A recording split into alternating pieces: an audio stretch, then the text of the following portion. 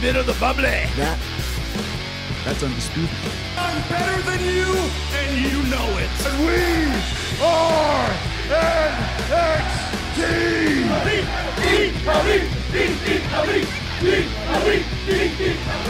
War Games.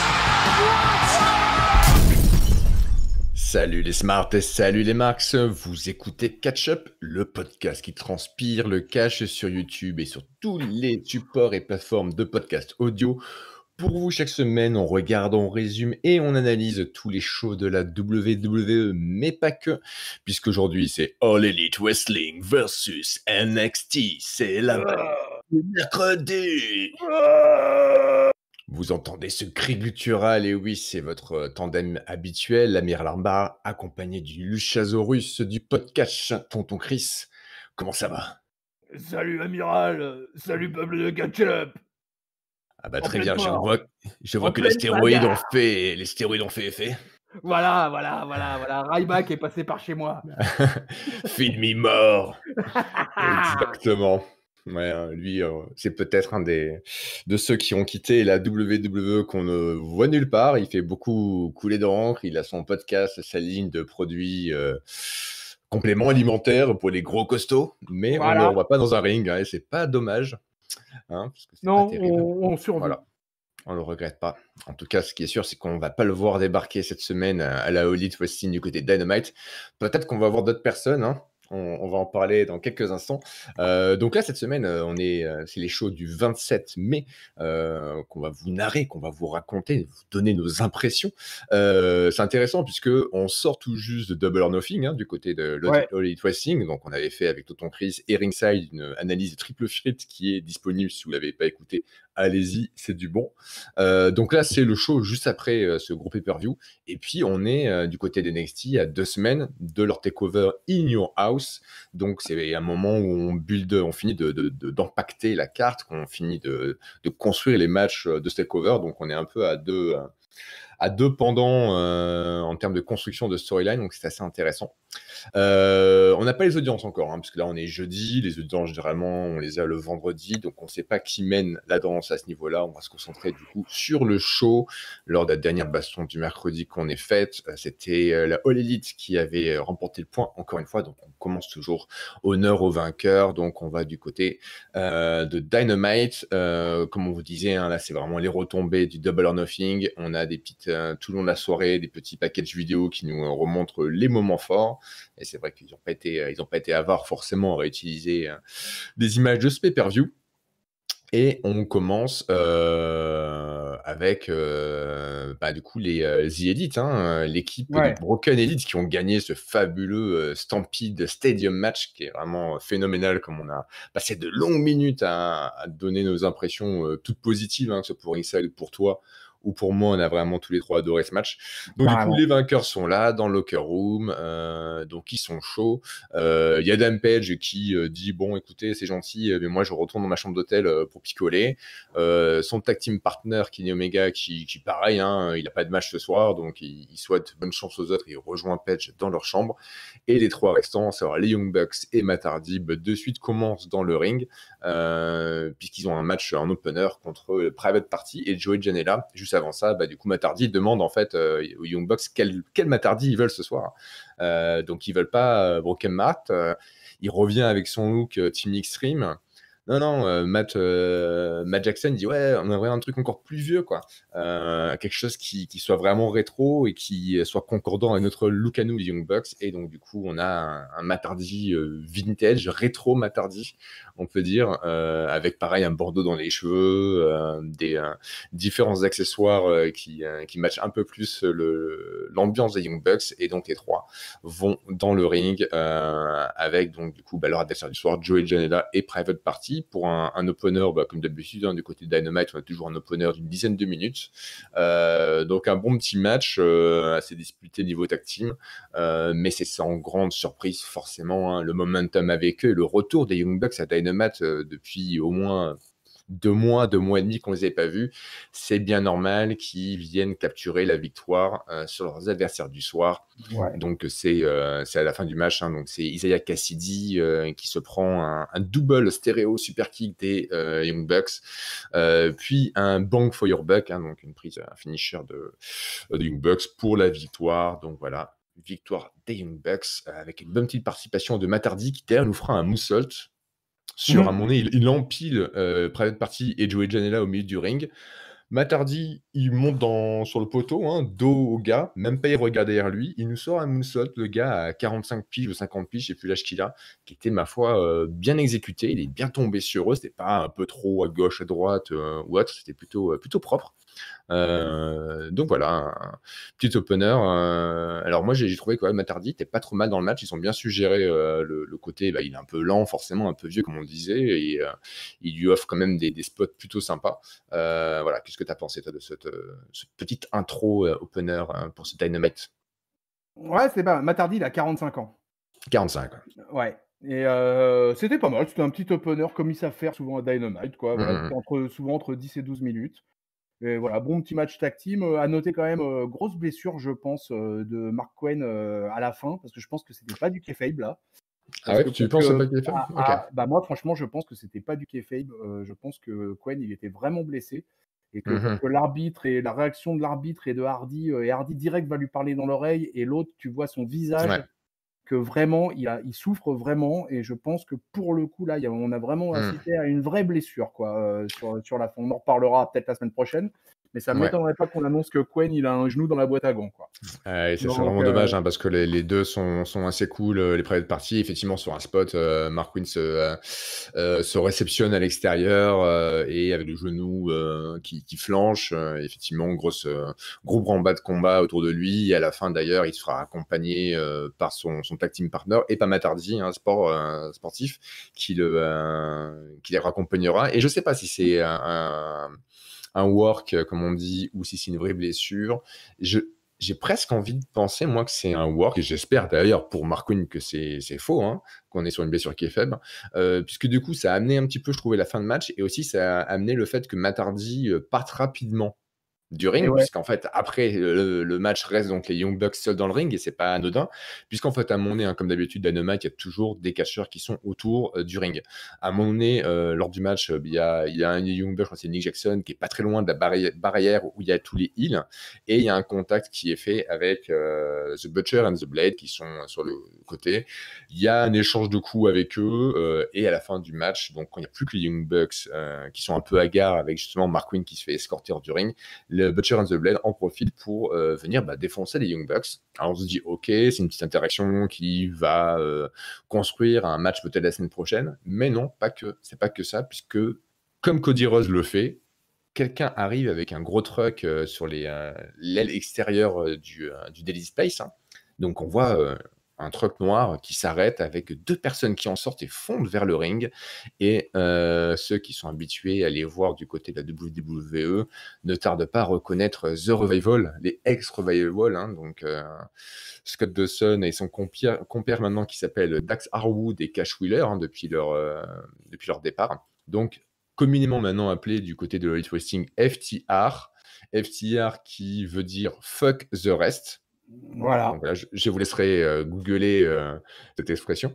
En gros, on s'en fout de tout et de tout le monde, hein. C'est ça. Un peu ça. Et donc, les deux débarquent dans le ring. Alors, pour la faire courte, ceux qui n'ont pas suivi Being the Elite, donc le show YouTube des Young Bucks et des The Elite, eh bien, pendant très longtemps, il y a 1 an et demi, 2 ans, ils faisaient référence au Revival en disant eux-mêmes FTR, qui n'était pas Fuck the Rest, mais Fuck the Revival. Et donc, il y a eu un trash talk pendant très longtemps entre ces équipes-là.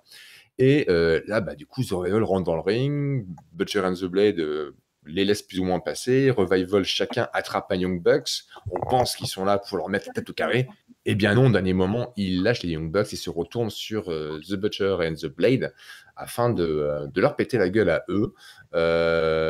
Ils feront donc effectivement leur Shatter Machine, hein, sur un des deux heels, et ils repartiront comme ils sont arrivés. Les Young Bucks resteront un petit peu hagards.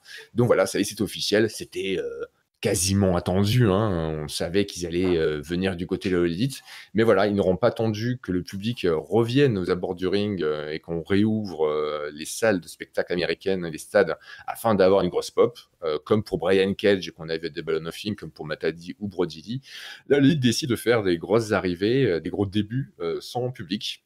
C'est quoi ton avis toi, sur la question? Est-ce qu'ils auraient mieux fait d'attendre d'avoir du public ou bah non, ok, faut y aller, faut avancer dans les histoires et Ouais, je suis plutôt partant de il faut y aller, il faut avancer dans les histoires parce que de toute manière, vu la situation aux États-Unis, ça risque de durer encore un long moment les matchs, enfin les shows à huis clos, plus ou moins à huis clos dorénavant, que ça soit à la All Elite ou à la WWE. Donc écoute, moi ça me dérange pas que les FTR ils attaquent dès maintenant quoi. J'ai trouvé que Dawson n'était pas dans une grande forme. Je pense qu'il a pris ses quelques kilos dû au confinement. Il avait pas mal de bites, pas mal de gras. Mais voilà, l'interaction était plutôt sympa, bonne ambiance. Donc du coup, hésitation, vont-ils être heel, vont-ils être face? Visiblement, ils se mettent à attaquer Blade and the Butcher, qui était d'ailleurs en mode chevalier blanc, et habillé un tout peu de blanc Léon. vêtu. Ouais, The Blade, il me rappelle un peu Léon avec ses petites lunettes rondes, son bonnet et ses bretelles. Ouais, c'est vrai, il y a un petit côté comme ça, ouais, un petit côté hommage à Léon, ouais, pourquoi pas. Mm. Et écoute, non, écoute, c'était plutôt sympa. Du coup, les FTR, ils attaquent le Butcher and Blade, donc ils ont l'air de se situer directement en mode face. Donc écoute, bah, moi, ça m'intéresse. C'était une bonne nouvelle. Comme tu l'as dit, c'était attendu. Hein. On savait pas quand, mais on savait que de toute façon, ils allaient débarquer. Donc voilà, le choix a été fait de. Moi, j'avais justement, on n'en avait pas parlé pendant l'arrivée de Double or Nothing, mais j'avais eu un doute sur le fait qu'ils débutent peut-être lors d'un pay-per-view. Et finalement, on a choisi de les faire catcher, enfin de les faire apparaître sur le Dynamite post de Double or Nothing. Donc c'est plutôt une bonne chose. Je trouve ça sympa. Ça va donner encore de la densité à cette tag team division à la All Elite Wrestling qui est déjà bien costaud. Ah ouais, elle est full pack comme on dit. Hein. Ouais, vraiment le catch par équipe à la All Elite Wrestling, c'est vraiment du bonheur. Et alors là, avec l'arrivée de ces deux-là, bah, ça va ne faire que amplifier les choses. Donc c'était parfait.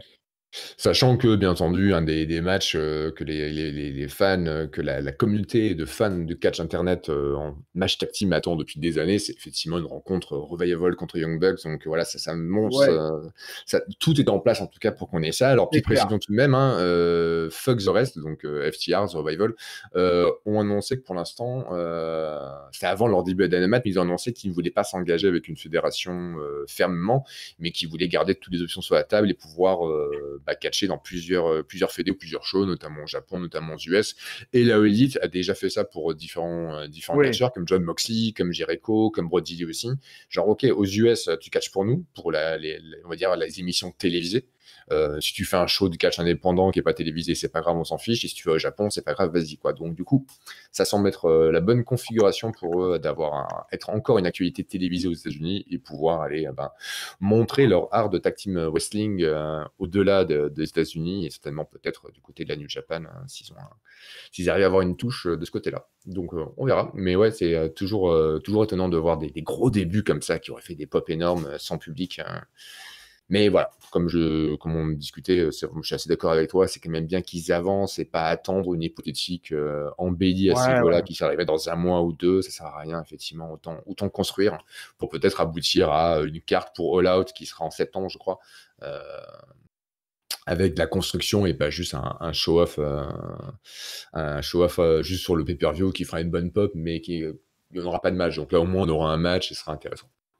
Donc, comme on le disait, une autre personne qui est arrivée, qui a débuté la All Elite sans public, c'était du coup du côté de Double or Nothing, lors de la Casino Ladder Match. Le vainqueur, celui qui a décroché le jeton de poker et s'est assuré d'avoir un title shot pour la ceinture de John Moxley à Fyter Fest, qui sera cet été, eh bien, c'est Brian Cage, un ancien champion de la TNA d'Impact, un ancien gros pilier de la lucha underground, donc un mec qui est une machine et qui là est associé à Taz qui est plus ou moins son manager.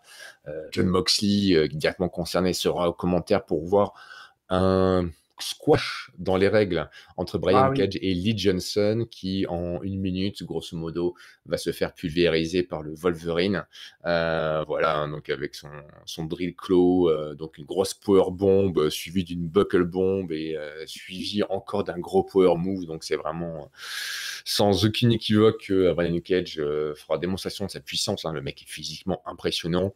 Taz dira effectivement que c'est une machine, Brian Cage. Il s'adressera à Moxley, que Moxley à Fighter Fest, il a intérêt à ramener tout le cœur et tout le courage, toute la pugnacité que Moxley, qui caractérise Moxley, parce que voilà quoi, c'est Cage va lui ouvrir la cage thoracique et va lui prendre tout ce gros cœur à Moxley dans les mains avant de l'écraser. Tu peux le battre si tu y arrives, mais pour survivre, c'est seulement si Cage décide que tu survis à ce match. Donc, gros challenge prochaine fois pour Jon Moxley. Alors, est-ce que toi, tu vois Brian Cage arriver à prendre la ceinture à Moxley? Est-ce que tu vois Moxley survivre à cet adversaire? C'est quoi ton ressenti sur ce futur choc Ça, c'est extrêmement tendu, hein, cette affaire, hein, parce que là, Moxley, après cette tartinée Brody Lee, il en va enchaîner avec Cage, qui est quand même un monstre parmi les monstres. D'ailleurs, j'ai vachement aimé, il y avait une petite conférence média débrief de Double or Nothing, et notamment quelqu'un lui pose la question, genre Moxley, genre voilà, bah, vous venez à peine de vous dépatouiller les pattes de Brody Lee, là c'est Brian Cage, c'est quoi votre sentiment? Et Moxley dit, ouais, c'est fou, hein, les challengers ils deviennent pas plus petits avec le temps, hein, c'est l'inverse. Hein, Ouais, c'est clair. Ouais. Non, bah écoute, moi ça m'intéresse bien, hein, ce Moxley versus Cage là, c'est vraiment le genre de match qui va vraiment me brancher, quoi. Donc, mais je pense que Moxley a chaud aux fesses. Là, il est. On verra un peu aussi où va se situer le Dark Order face à tout ça, parce qu'il n'est pas dit qu'il laisse peut-être faire Cage aussi facilement que ça. Peut-être que ça va peut-être pas plaire à Mr. Brody Lee. Et donc, du coup, ça peut nous entraîner vers une rivalité à 3 là, qui pourrait être super intéressante. Donc non, ouais, je suis bien chaud là-dessus, quoi. Sachant que niveau Dark Order, bah, Brody Lee sera abonné absent ce soir, mais on verra dans les catcheurs qui sont près du ring, eh bien, des membres du Dark Order, quelques creepers avec ce mec blond qui est le personnage central des vidéos, qui s'occupe du recrutement, on va dire, Dark Order, qui sera aux alentours, mais pas de Brody Lee, qui a l'air de penser ses blessures suite à son match, à sa défaite face à Jon Moxley. Ensuite, on a un petit point avec Britt Baker. Hein. On nous avait annoncé qu'elle donnerait elle-même ses nouvelles sur sa blessure. Donc, c'est Tony Schiavone qui est là. Britt Baker qui débarque sur une fauteuil roulant, aidée par sa maquilleuse, Rebelle. Et donc, il y a un paperboard marqué... Donc les règles pour être un rôle modèle, hein, donc ça reprend la gimmick qu'on avait vue il y a quelques semaines en vidéo. Donc Britt Baker qui fera effectivement le show dans son personnage heel. D'ailleurs, elle a marqué derrière son fauteuil roulant rôle modèle, mais pas rôle R-O-L-E, mais R-O-L-L, comme rouler, donc un jeu de mots avec le fait qu'elle a son fauteuil roulant, puisque c'était juste avant Double or Nothing, blessé le tibia. Concrètement, elle lui donne une nouvelle règle pour être un rôle modèle, c'est déjà ne pas blesser et attaquer le rôle modèle.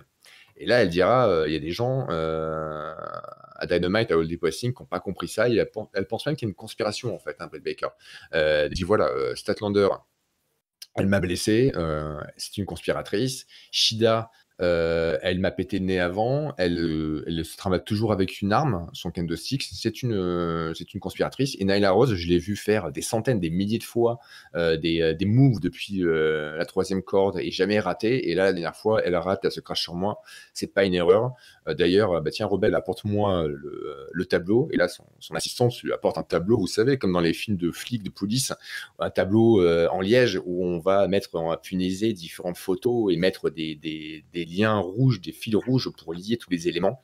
Et en fait, Britt Baker nous révèle que le cerveau, le point central de cette conspiration, cette horrible conspiration, eh bien, c'est Aubrey Edwards qui était là à chaque moment où elle a été blessée. Britt Baker, il y avait toujours Aubrey Edwards dans le match ou quelque part. Donc, c'est elle et ça va se payer. Donc voilà, et elle annonce qu'elle est blessée jusqu'à All Out, donc qui sera effectivement qui est programmé le 5 septembre. Donc plusieurs mois de convalescence pour Britt Baker, voilà, qui va faire parler d'elle. Hein. Au micro, elle est plutôt bonne, d'ailleurs même plus dans le micro que dans le ring. Hein. C'est pas toi qui vas dire le contraire. Non, non, c'est pas moi qui dirais le contraire, c'est clair. Ouais. Mais bon, c'est bien, ça met de l'animation dans cette division féminine, donc même si je suis pas un fanat de la Britt Baker, je trouve que c'est bien pour la division féminine d'avoir vraiment de plus en plus de filles. Là, le roster féminin s'approfondit à la All Elite Wrestling. Donc je suis plutôt favorable à ça. D'ailleurs, c'est vrai que ça serait pas mal de revoir certaines têtes comme Cocorico, Shana, hein, qu'on avait vu avant la pandémie. Ce serait intéressant de la revoir du côté de la Elite pour qu'elle puisse faire un peu Ouais. plus sa place dans la fédération de Tony Khan. Donc on verra ça. On a un petit segment ensuite backstage avec Chris Jericho et Inner Circle qui sont tout dépités parce qu'eux, ils avaient prévu de faire une grosse célébration, de célébrer leur victoire au Stadium Stampede Match alors qu'ils ont perdu.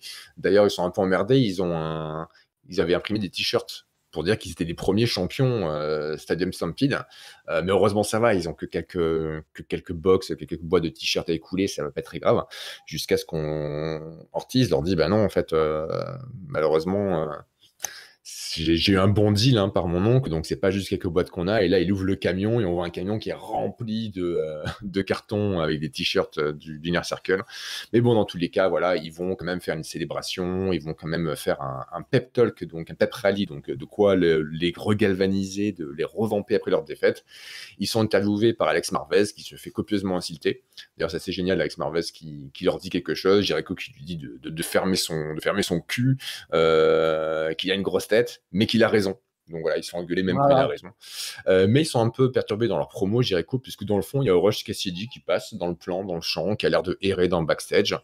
Donc voilà, on sent que Jericho et le reste d'Inner Circle sont pas ravis de voir Orange Cassidy leur voler le spotlight. Donc ça, on va voir le développement de ça un peu plus tard, puisque dans le ring, eh bien, c'est la nouvelle championne Hikaru Shida qui a réussi à défaire la Native Beast Nyla Rose dans un match qui était vraiment vraiment cool aussi dans le pay-per-view.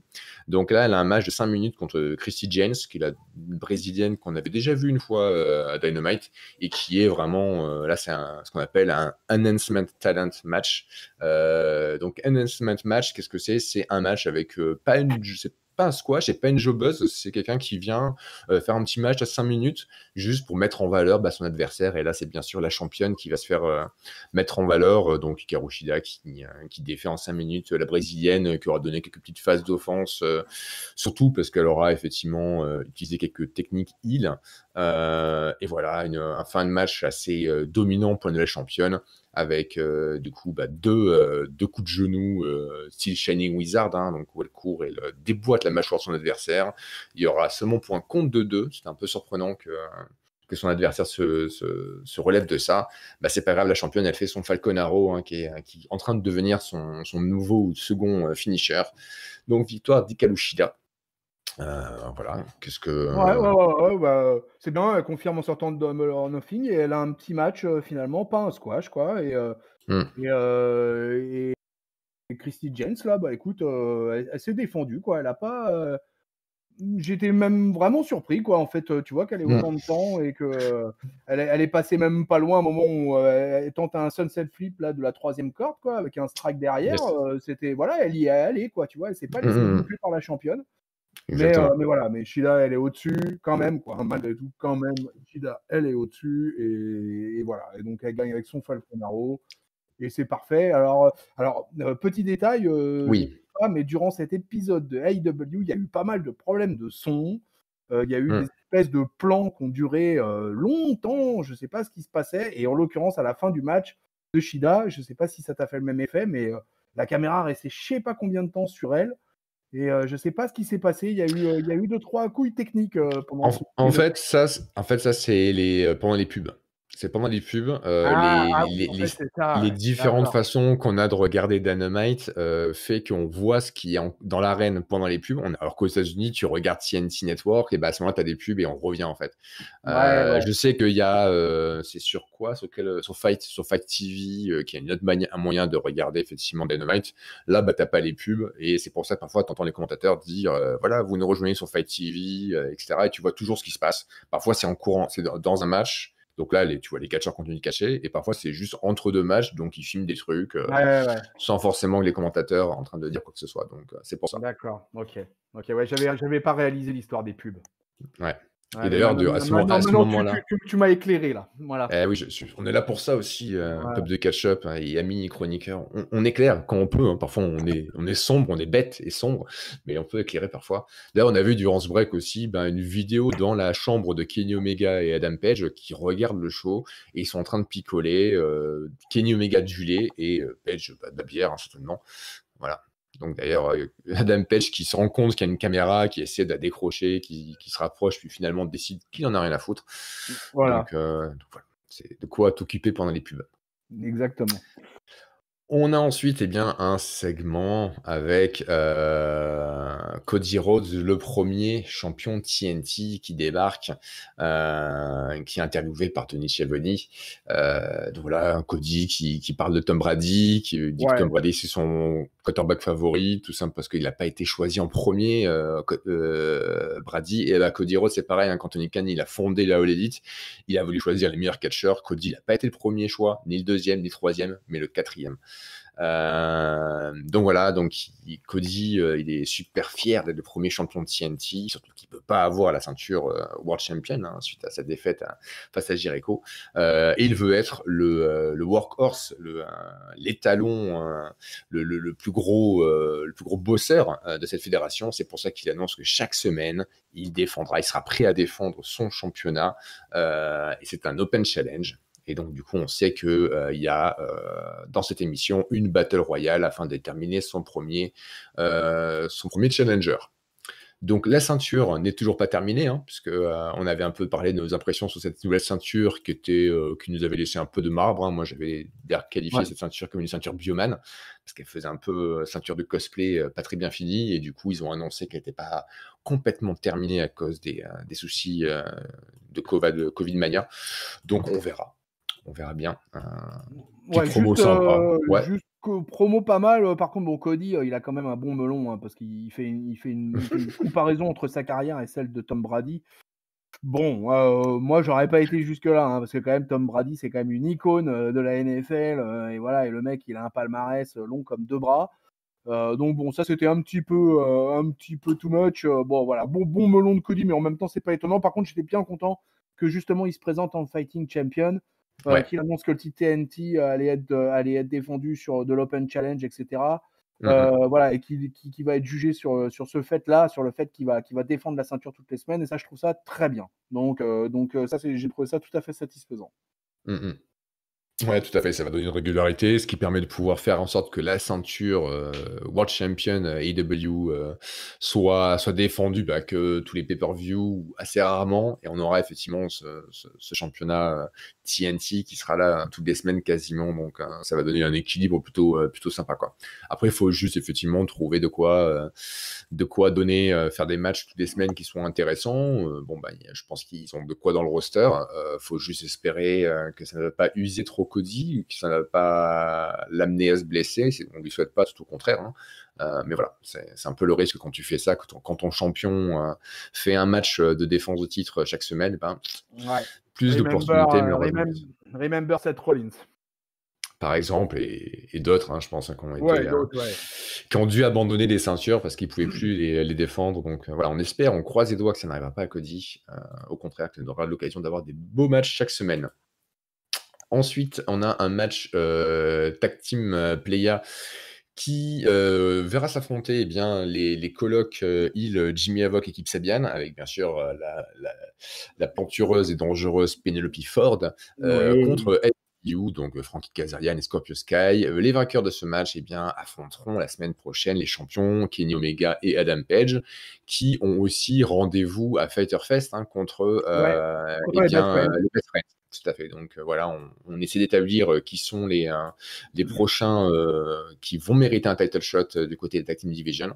Donc là, on a un match de 12 minutes, plutôt sérieux, là aussi, avec une très bonne alchimie, moi j'ai trouvé, entre Sabian et Jimmy Havoc qui joue les heals plutôt pas mal foutus, avec Jimmy Havoc qui va mettre ses pouces, ses majeurs, ses index annuaires, tout ce qu'il a sous la main et dans les mains, dans les yeux, notamment de Frankie Kazarian, pendant que Kip Sabian et Penelope Ford réussiront copieusement à distraire l'arbitre. C'est seulement vers la fin du match, quand Scorpio Sky finit par arriver à rentrer dans le match, que ça s'accélère et qu'on se dit que SCU va remporter la victoire. Eh ben non, malgré le fait que Scorpio et Kazarian essaient de passer leur See You Later, eh bien Ford va faire la distraction, va attraper les jambes de Kazarian, et du coup c'est un dropkick Michinoku Driver combination de Kip Sabian et de Jimmy Havoc qui va leur apporter la victoire, et donc les deux rencontreront la semaine prochaine Kenny Omega et Adam Page pour les ceintures de titre. Est-ce que moi j'étais plutôt surpris, je voyais tout bêtement SCU et quand on était les premiers champions remporter ce match, mais finalement pas mécontent de voir que ça tourne et qu'on essaie d'installer d'autres équipes comme Kip Sabian et Jimmy Havoc dans la carte et la title picture. Est-ce que tu partages mon avis ou est-ce que tu aurais préféré voir les Californiens l'emporter? Ouais, alors bon, moi je suis moins enthousiaste que toi sur Havoc et Sabian, quoi, que j'aime pas trop en fait. Ouais. Moi, ils m'intéressent pas beaucoup en fait. Mais dis-toi que plus on les voit, plus on voit Penelope Ford. Pense comme ça, mec. Voilà. Mais Voilà. exactement, mais en plus j'allais enchaîner là-dessus, j'allais dire le bon côté des choses, c'est qu'on a le droit à Penelope Ford quand même toutes les semaines. Et ça, moi je t'avoue que du coup, ça fait d'ailleurs que je regarde plus beaucoup le match dans ces moments-là et que je suis surtout très intéressé par toutes les interactions formidables que fait Penelope Ford. donc voilà. Bon, mais après, voilà, je reconnais que Havoc et Kip Sabian ne m'intéressent pas beaucoup, quoi. Ouais. Bon, Kazarian et Scorpio Sky, par contre, c'est du solide dans le ring. Je suis quand même étonné sur Scorpio Sky qui avait eu droit à plusieurs packages vidéo pour le mettre en avant et qui finalement est relancé de manière totalement classique avec son clan des SCU. En tag team, et du coup on a l'impression qu'ils ont un petit peu oublié quand même au passage le côté un peu individuel qu'ils avaient l'air de vouloir mettre à Scorpio Sky. Donc ça me surprend un peu. Je me dis que c'est un one shot sur ce match là spécifiquement.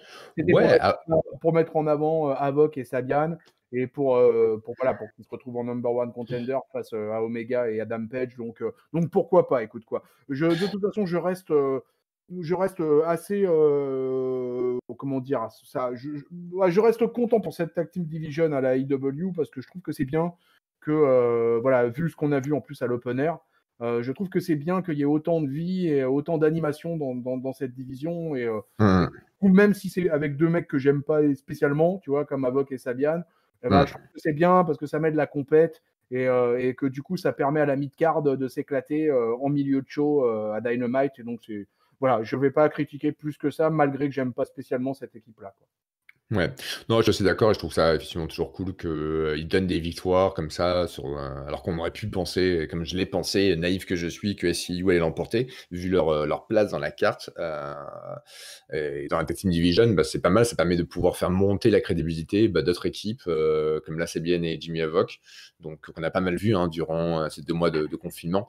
Donc c'est plutôt mérité aussi. Ouais. Et puis, par rapport à la perspective solo de Scorpio Sky, justement, une défaite face à Sabian et Havoc peut donner une petite crise au sein de l'équipe Kazarian et Sky, et peut-être que ça va justement être le clou qui va dans la planche du cercueil de leur tag team, et peut-être entériner le fait que Scorpio Sky va plus partir en tant que single catcher que tag team. On verra, mais c'est une possibilité de storyline. Cette temps, j'ai une autre équipe, un autre duo qui peut-être va se fissurer, c'est celui d'MJF et de Wardlow, puisqu'on voit une petite vidéo qui a été filmée plutôt aujourd'hui, d'MJF qui se la raconte, qui dit qu'il participe à la Battle Royale et qui compte bien être le premier adversaire que va rencontrer une certaine personne, en parlant de Cody évidemment et en faisant allusion à leur passé riche entre les deux. Et MJF il dit que lui et Wardlow sont dans le Battle Royale, qu'ils vont éliminer tout le monde et qu'à la fin on sait très bien ce qui va se passer. Il sous-entend qu'à la fin Wardlow va de lui-même sortir, s'éliminer le Battle Royale pour faire gagner MJF. À ce moment-là, Wardlow il dit mais, et là MJF lui saute à la gueule, il lui dit mais quoi, mais rien. Là, Wardlow commence un peu à grogner, à faire les gros yeux à MJF. MJF qui fait non, mais c'est bon, je te fais marcher, t'inquiète pas, ça va bien se passer. Et il s'en va. Donc là, on se dit, est-ce que Wardlow, Ouais. Première petite friction. C'est ça, hein, le gros larbin, gros bras commence peut-être à avoir de Et oui. l'appétit et il se dit qu'une ceinture, ça serait peut-être pas mal, hein. Et que franchement, peut-être que lui, tout simplement, Wardlow commence aussi à en avoir ras le cul de MJF, qui est la tête à claque absolue, qui est vraiment très bon dans ce rôle, hein, ça, on ne lui enlève pas. Donc voilà, donc on nous annonce cette Battle Royale qui prend place dès maintenant. Donc beaucoup de monde dans le ring, Oui. MJF et Wardlow arrivent en premier, évidemment. On a Le Luchasaurus! et oui, Luchasaurus avec Jungle Boy et Marco Stunt, hein, le Jurassic Express est là intégralement. On a aussi Sonic Kiss, on a Peter Avalon, on a Luther, on a Colt Cabana Boom Boom, on a Christopher Daniels, Brandon Cutler et aussi notre cher papy, hein, Billy Gunn, Et ouais, Billy Gunn qui est là, ouais. qui débarque aussi, qui était aux côtés du ring avec son fils, qui a l'air surpris d'être dans le match. Bon, voilà, ok, soit. Donc, un gros bordel dans le ring avec tout ce beau monde pendant 12 minutes, un peu plus de 12 minutes. Donc, du coup, ils vont s'éliminer les uns les autres. Il y a Orange Cassidy aussi qui est dans le match. Oui. D'ailleurs, vu qu'il est toujours très lent, Orange Cassidy, le roi de la fainéantise, le temps qu'il arrive, il est même pas encore dans le ring, que la cloche sonne et que le match commence.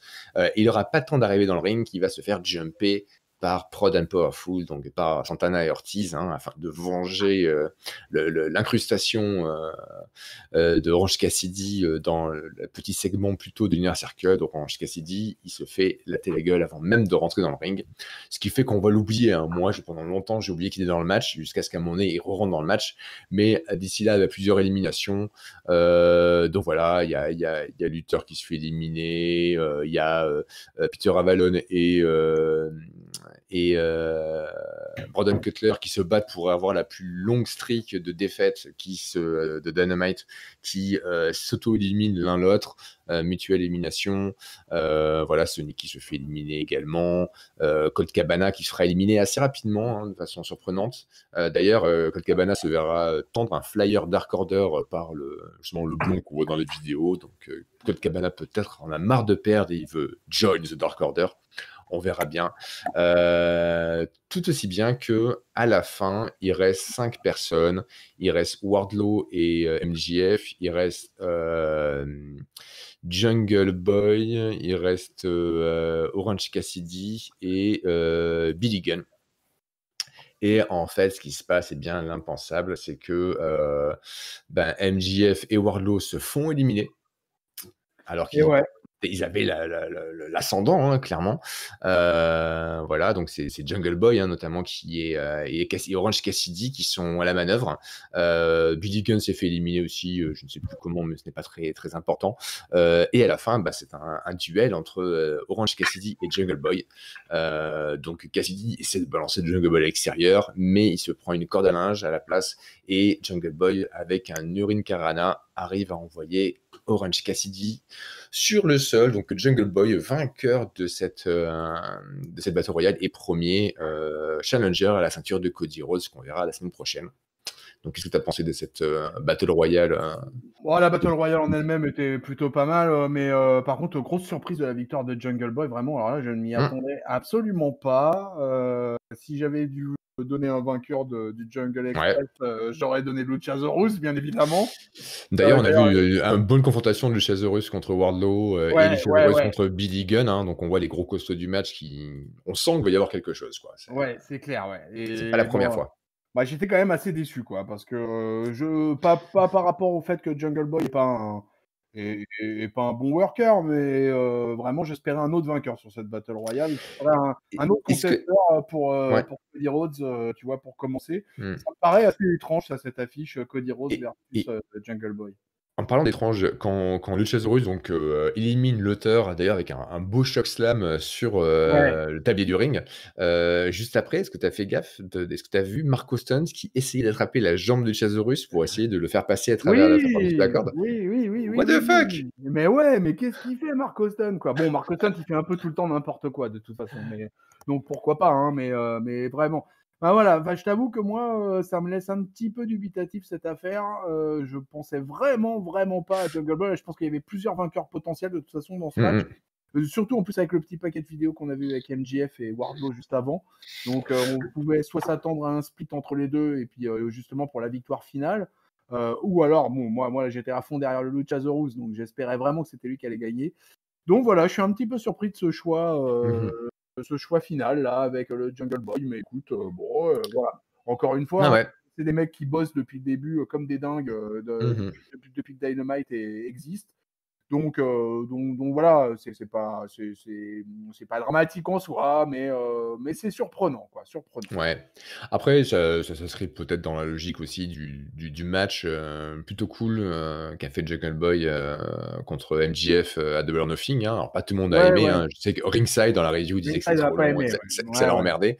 Moi, je trouvais que c'était plutôt pas mal. Peut-être que du coup, il continue aussi à buder ce petit garçon de la jungle, alors que des MJF sont déjà plutôt assis. Donc, de toute façon, ça va être le premier challenger pour la ceinture de Cody. On sait pertinemment que Cody va la conserver.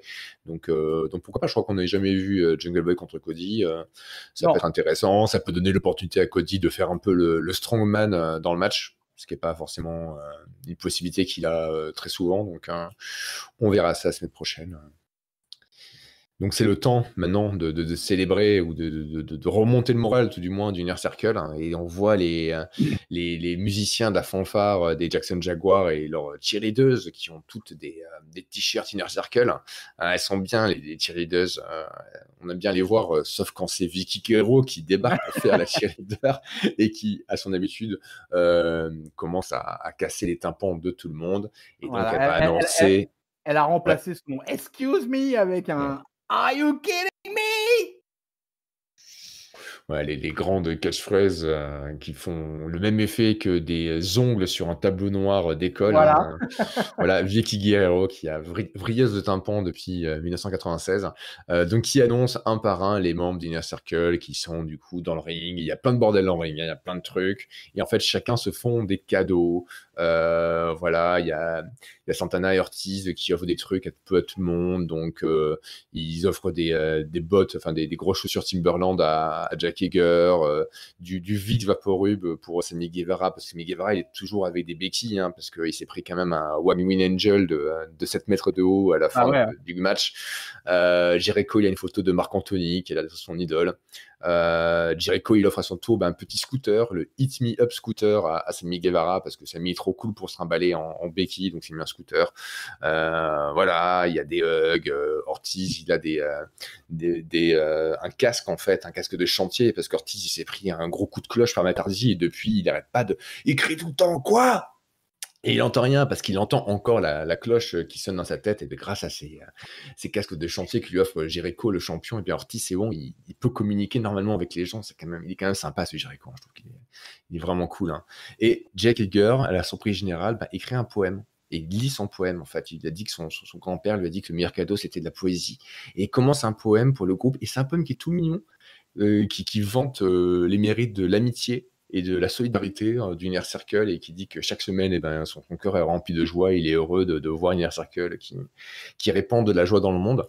Et puis à un moment donné, il va parler de The Elite, Jack Hager, dans son poème, et son poème prend une tournure un peu plus sociopathe, psychopathe, puisqu'il dit j'ai un set de compétences très particuliers et je vais vous traquer et vous trouver, et je sais où vous habitez, je sais où vous dormez, vous et votre famille, je vais vous... Et avant qu'il finisse sa phrase, Jericho l'invite à se calmer, puisque Jack Hager commençait à partir vraiment dans les tours. Et là, Sammy, il dit, ok, mais Jericho, qu'est-ce que tu veux réellement, en fait?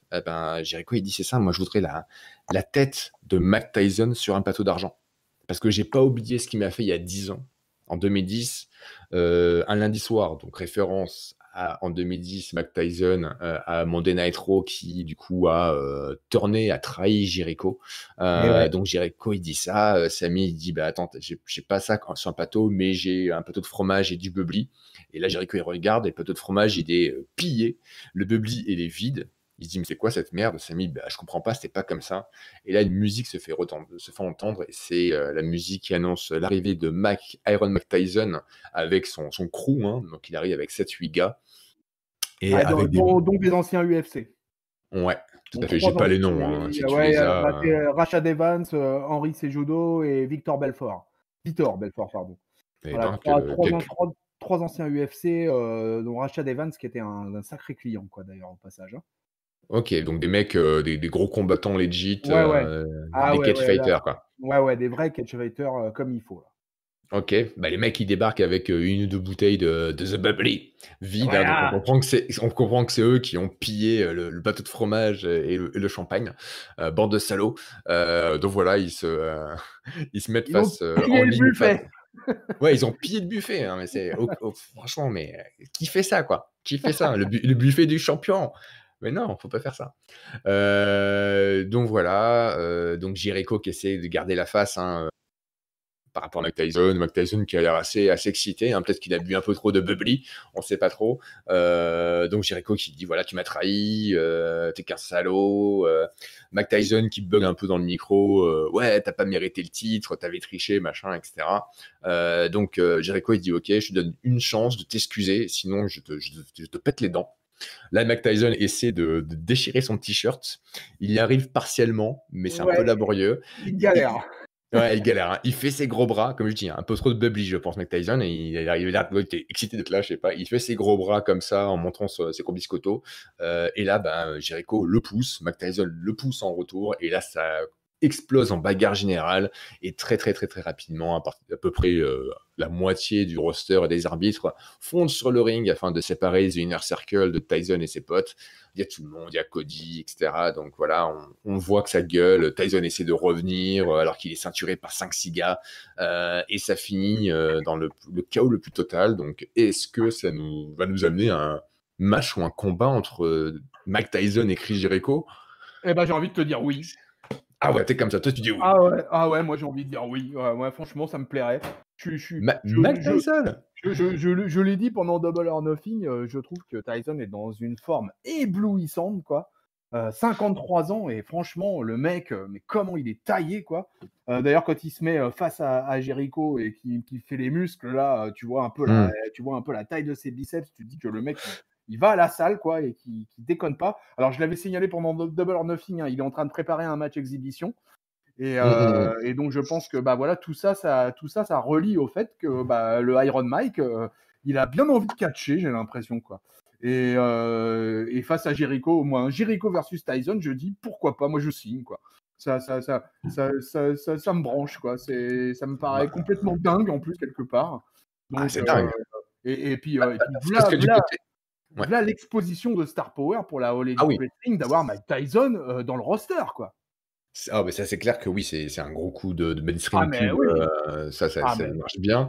Par contre, est-ce qu'on dans le roster, peut-être pas non plus, ça sera peut-être juste un one time match, hein, oui, et certainement, oui. puis s'il y a match, il y a de grandes chances sur un match qui dure vraiment 2 minutes, même à la limite 30 secondes, un knockout punch d'entrée de Tyson, et puis parce qu'ils vont pas faire 5 minutes, quoi, les deux, quoi. Non, je pense pas non Voilà. plus. Non, ça va être, ça c'est clair que ça devrait être assez rapide et assez Ça intense, mais ça devrait être un match de Goldberg, en fait, peut-être. ouais, ouais, peut-être un match dans ce genre. Bon après moi je t'avoue que ma seule déception dans tout ce truc-là, c'est que, alors là ça faisait 2 ou 3 shows de suite que la IW, ils nous proposaient des main events de fous furieux. Donc là, du coup, pour moi, ça a un petit peu baissé en intensité. Bon, c'était plutôt un segment de comedy wrestling jusqu'à l'arrivée de Tyson. Ouais. Et bon, après, effectivement, une fois qu'il y a eu l'arrivée de Tyson et puis l'affrontement général avec la bagarre générale à la fin, mais c'était un petit peu en deçà de ce qu'il nous proposait depuis 2-3 shows quand même. Ouais, bah, il y avait la Battle Royale qui était le main Ouais, event ouais. dans le C'était le ring, vrai. on Oui, va dire. voilà, ouais, Et ça, puis ouais. après, là, c'est pour construire un futur affrontement, construire un Mais plaisir bon, royal. On est sur les conséquences et au lendemain presque de Double or Nothing. Donc effectivement, on mais restart un peu les ardoises et on repart sur une nouvelle storyline. Mais je comprends ce que tu veux dire. ouais. Et puis je boude pas mon plaisir de voir Iron Mike, voilà, qui a bercé ma jeunesse pendant les années 80. Ouais, t'as été gros fan de boxe, toi? Ah bah ouais, mais enfin moi j'étais comme tu pourrais le deviner, je suis un grand fan de sport de combat en général. et, euh, et donc Iron Mike, ouais, c'était pour moi dans les années 80, c'était un truc de dingue, hein. C'était Ouais. complètement fou, quoi, hein. C'était complètement fou. Ce mec était hors norme, quoi. Et le revoir après tout ce qu'il a vécu, après la prison, après toutes les affaires qu'il a traînées pendant des années, après ses addictions, après tout ça, le revoir comme ça là, à 53 piges, dans une forme incroyable, et le voir en plus dans ma grande passion qui est le catch, si tu veux, et en plus, d'autant plus à la All Elite Wrestling, je trouve ça phénoménal et vraiment, ça me plaît Mm. beaucoup. Moi, vraiment, alors là, pour le coup, je suis totalement emballé par ça. Bah, c'est rigolo parce que voilà, c'est marrant de voir. Toi, tu as été, tu dis, un gros fan de sport de combat. Moi, pas du tout. La boxe, l'UFC, les arts Ah martiaux, ouais, ça m'intéresse ouais, ouais. absolument pas. Par contre, on se retrouve sur le catch, c'est ça qui est rigolo. Et Bah ouais, du comme coup, quoi, pour faire ouais. un peu l'histoire, donc Mike Tyson, hein, pour les plus jeunes de nos poteaux de catch-up qui ne sauraient pas, Mike Tyson, bah, du coup, comme l'a dit Jericho, hein, bah, il a déjà fait des incursions dans le catch il y a effectivement une dizaine d'années. On l'avait vu frayer entre Le Rock et Stone Cold Steve Austin, Jericho, s'aligner aussi avec D-Generation X, mais il n'a jamais participé à un match, il me semble. Tyson. À l'époque, il Non, était pas véritablement, ouais, non. dans des segments, des machins. Il a été arbitre une fois sur un Ouais, match ouais. en Rock Austin, mais il n'a jamais fait de match de catch officiellement. Donc peut-être ce sera le premier match de catch de Tyson. Est-ce qu'ils rêveront? Est-ce que Tony Khan arrivera à peser dans la balance et aligner les billets pour que Iron Mike fasse ses débuts dans le ring? On verra bien. Donc, suite au prochain numéro, on va se tourner du côté de NXT. Donc, pour la WWE, donc là, on disait au début de show, au début de review, ils sont en train de fignoler la carte du Takeover in your house. Oui, parce que vous n'êtes pas au courant, le 7 juin, faites le ménage chez vous, ou du moins, c'est même pas la peine de le faire, puisqu'il va y avoir de la bagarre. Il va y avoir effectivement un Takeover qui va se passer dans votre salon, dans votre maison. Voilà. La Donc, baston directement à la maison. ça va être beau ça, on va faire un live spécial si on a un match chez nous. Moi je le ferai, on filmera ça, ce sera sur Catch-Up, hein. Vous abonnez, vous saurez tout. Donc on commence le show jaune de la semaine avec donc petit changement par rapport à d'habitude, comme on l'a vu à Monday Night Raw cette semaine.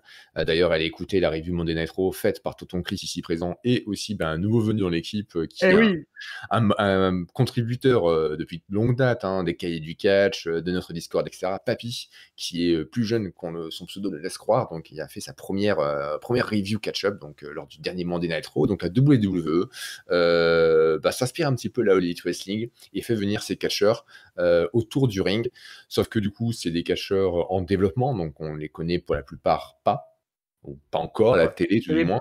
c'est les petits jeunes. C'est Ouais. les rookies. Et ils ont mis aussi du coup des grosses plaques de plexiglas tout autour. Donc c'est-à-dire qu'il n'y a aucun contact possible entre les catcheurs publics et les catcheurs dans le ring. Voilà. Donc, d'ailleurs, je suis un peu circonspect là-dessus, puisque je me dis à quoi ça sert ces plaques de plexiglas. Ça veut dire que soit ils n'ont pas testé tout le monde, ça veut dire qu'ils estiment qu'il y a peut-être des gens d'un côté ou de l'autre qui sont potentiellement contagieux pour les autres. Je sais pas, moi, je sais pas si je pense qu'on avait discuté lors de la review d'Euro, mais en deux mots là-dessus, c'est Ouais, je sais pas, c'est surprenant. Peut-être que Vince McMahon veut pas prendre de risques inconsidérés avec son cheptel. Et du coup, Simon, pas vouloir prendre de risques considérés. Vince, on parle du même Vince ou pas? Parce que ça lui ressemble pas. Hein. Ouais, non, c'est vrai que ça lui ressemble pas. Mais écoute, alors peut-être que ça vient de Triple H du coup, cette affaire. Ouais. Et c'est peut-être Triple H qui veut justement protéger lui son roster de NXT et qui tient pas à prendre de risques particuliers. Enfin, après, ça tient pas quand on connaît un peu comment le virus propage, vu qu'ils sont dans un environnement avec une ventilation qui tourne, c'est pas 3 plexiglas qui va faire que s'il y a quelqu'un qui c'est un peu stupide.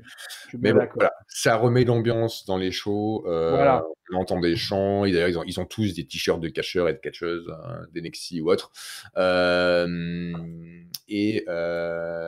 Par contre, ce que j'ai lu, c'est que c'est des journées complètement épuisantes pour eux, parce qu'en fait, la WWE fait des enregistrements en ce moment. C'est-à-dire que la semaine dernière, ils avaient enregistré dans la même journée Raw, SmackDown, 205 et Main Event. Donc ça a pris 8 heures. Et donc les gens du public, le faux public, sont restés debout quasiment tout le temps à beugler. Et apparemment, c'était épuisant pour eux. Et là, pour NXT, eh bien, ils ont tourné plusieurs émissions dans la même journée. Et pareil, quoi. C'est les mecs qui restent debout pendant 5 heures à dire bouh, ouais. Je pense que ça doit être assez chiant, en fait, pour eux. Mais bon. Ouais. Nous, ça remet un peu de vie dans les émissions, ce qui est pas plus mal. On va voir on verra dans la semaine prochaine, la NXT la semaine prochaine, vu que ça aura été tourné juste après celui qu'on a vu cette semaine. Est-ce qu'on note une différence? Est-ce qu'on note qu'ils sont fatigués ou pas? On verra ça. Dans tous les cas, on commence le show jeune avec un match pour le tournoi Cruiserweight entre Drake Maverick, Kushida et Jack Atlas afin de déterminer qui gagne ce pool, hein, puisque la semaine dernière, c'était Drake Maverick, il avait emporté sur Kushida, avec la surprise de tout le monde, moi le premier. Et donc, les trois en question de ce match avaient chacun 2 victoires et une défaite. Ils avaient chacun gagné contre l'un et perdu contre l'autre. Donc, du coup, ils font un match pour les départager. Et c'est un match de 11 minutes qui ouvre le show, où on a un Drake Maverick qui est en difficulté très rapidement, puisqu'il a toujours son bras qui est bandé, hein, puisqu'il s'est fait... Kushida, la semaine dernière, a failli lui arracher le bras à plusieurs reprises, de prise de soumission assez incroyable. Donc Drake Maverick qui a cette histoire un peu de Cendrillon qui est viré la WWE mais qui a une dernière chance de ce tournoi. Il n'a pas beaucoup de chance dans ce match, mais il arrivera encore une fois à changer, à forcer son dessin, puisque donc on a Kushida qui fait un Jujigatame, donc un cross-arm breaker sur Jack Atlas au milieu du ring. Et Drake Maverick en profite pour se traîner sur Jack Atlas alors que Kushida l'a dans sa prise de soumission, mettre son bras en travers le torse de Jack Atlas. Les épaules de Jack Atlas sont rivées au sol, l'arbitre fait le tomber. 1, 2, 3, victoire de Drake Maverick, alors que Kushida avait Jack Atlas dans ses prises de soumission. Et on va voir avec le replay sous un autre angle que avant que l'arbitre compte 3, ma foi, on voyait le bras de Jack Atlas qui abandonnait à la soumission de Kushida. Donc il y a un peu un embroglio au niveau des décisions de l'arbitre. Juste après le match, il y a El Hero des Fantasma qui est vainqueur de l'autre groupe qui vient féliciter et en même temps assurer à Drake Maverick que c'est bien lui, El Hero des Fantasma, qui va gagner. Et un peu plus tard dans l'émission, Drake Maverick est interviewé backstage. Il se dit voilà, je sais qu'il y a cette victoire, elle est tendancieuse. On va arranger la situation. Peut-être qu'on va refaire un match pour déterminer. Et là, Kushida, très, très classe, très sportif, dira écoute, Drake, tu te bats pas seulement pour un titre, tu te bats pour ton boulot. Donc, bonne chance pour la finale. Et Drake Maverick, sportif lui aussi, il dira écoute, j'ai tout le respect du monde pour toi, Kushida, et si une fois que j'aurai gagné le titre Cruiserweight, le premier match où je le défendrai, ça sera contre toi. Donc voilà, la finale, la semaine prochaine, ils vont la faire la semaine prochaine et ils vont pas la laisser pour le takeover, hein, ce sera la semaine prochaine. La finale du Cruiserweight Championship Tournament, Drake Maverick contre les héros des Fantasma. Qu'est-ce que tu penses de tout ça, mon cher tonton? Écoute, le match était pas mal. Je découvre Jack Atlas, en fait, que je connaissais pas du tout. Ouais, pareil. Je connaissais Kushida, mais bon, et puis Drake Maverick, on n'en parle pas. Mais pour le coup, Jack Atlas, je le découvre et je le trouve intéressant entre les cordes. Et du coup, ça a été un match assez compétitif. Voilà, avec un finish effectivement assez étrange, où effectivement Atlas avait bien tapé. Mais finalement, il tape juste à 2, juste avant le compte de 3. Ouais. Et donc, effectivement, l'arbitre ne le voit pas, et c'est Drake Maverick qui remporte la victoire. Du coup, ça va nous faire un match Maverick Hero del Fantasma, donc écoute, pourquoi pas. Et puis, voilà, on peut souligner effectivement ce côté fair play du japonais, et qui va se prendre la tête avec ça, mais parce que je pense que, de toute façon, le coach il y a d'autres plans pour lui, et que je m'inquiète surtout pas pour le japonais, de toute manière. Donc c'est pas bien grave qu'il ait perdu ce match. Non, mais bon, la vidéo, elle est assez claire. Hein. Oui. Atlas avait abandonné avant que l'arbitre fasse 3, donc voilà. Enfin là. Oui, clairement, le vainqueur du match, c'est le japonais. C'est ça. Donc il concède deux trucs. Bon, ok. Est-ce que Kushida, il est pas trop bon, trop con, comme on dit, hein? Ah, peut-être après, ouais. Ouais, peut-être trop gentil, le japonais. Ouais, mais ça, c'est culturel, ça. Moi, j'ai vraiment trop l'impression qu'il est venu se faire des vacances en Floride et prendre des chèques et il se fout des ceintures, machin. Je sais pas quoi. J'aimerais bien le voir un peu plus combatif, quand même, Kushida. Surtout que la semaine dernière, il avait râlé après la décision de l'arbitre contre sa défaite contre Drake Maverick, hein, qui était aussi un peu surprenante. Il avait montré qu'il était un peu vénère, Kushida, et là, tout calme, tout peace. Non, pas de souci, vas-y, je t'en prie. Ouais, c'est vrai, ouais.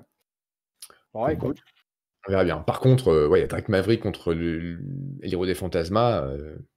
C'est plié ou est-ce que Drake Maverick va encore sortir Ah un non! upset victory de son chapeau? Ah non, pour moi, c'est plié, hein. Alors, Alors là, par contre, ah non, non, non, non, non, faut pas non et déconner, non. hein.